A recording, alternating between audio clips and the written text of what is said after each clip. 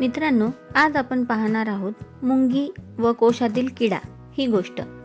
एकदा एक मुंगी आपले खाद्य शोधत फिरत असता कोशातून नुकताच एक किडा बाहेर पडलेला तिला दिसला. कोशातून बाहेर पडलेले त्याचे पाय तो हळूहळू हलवित होता.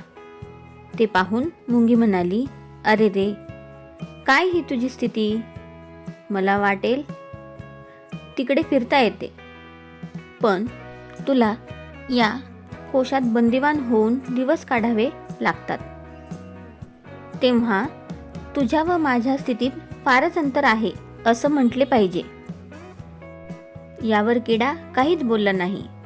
पुढे काही दिवसांनी ती मुंगी पुन्हा तेथे गेली असता त्या किड्याचे फक्त कवच मात्र तेथे पडले असून तो किडा कोठेतरी निघून गेला आहे असे तिला दिसते.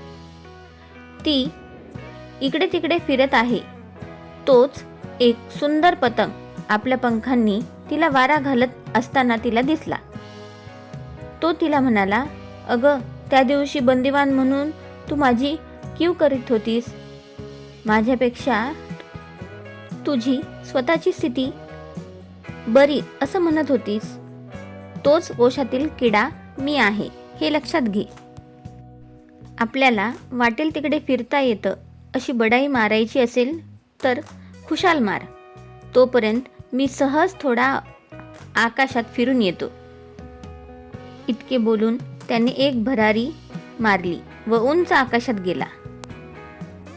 तात्पर्य: संकटात असलेला माणूस पुन्हा कधीही वर डोके काढणार नाही अशा समजुतीने त्याचा उपहास करून त्याच्याजवळ स्वतःच्या वैभवाबद्दल बढाई मारणे हा मूर्खपणा होय.